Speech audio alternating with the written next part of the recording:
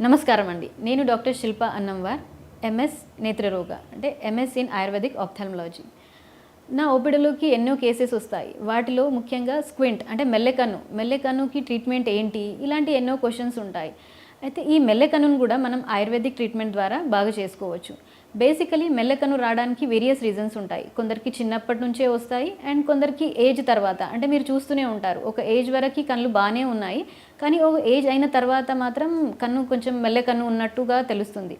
అయితే ఈ మెల్లకన్ను రావడానికి రీజన్స్‌లో బేసిక్ రీజన్ ఏంటంటే అసలు కంటిలో లోపల నరాలు బాగున్నాయా?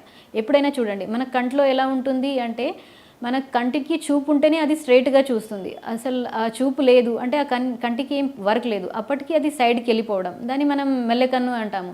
అలాంటి పరిస్థితులలో ఎప్పుడైతే కంటి నరాలలో ప్రాబ్లమ్ ఉంటది. ఆ కంటి నరాలని ట్రీట్ చేయడానికి మనం ఆయుర్వేదిక్ మెడిసిన్ ఇస్తాము. ఆయుర్వేదిక్ ట్రీట్మెంట్స్ చేస్తాము.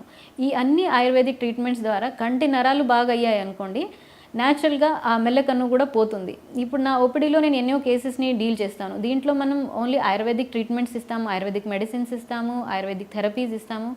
దాంతో పాటు కొన్ని ఐ ఎక్సర్‌సైజెస్ చెప్తాము. ఐ ఎక్సర్‌సైజ్ చేసిన తర్వాత ఆ మెల్లకన్నుని మనం బాగా చేసుకోవచ్చు.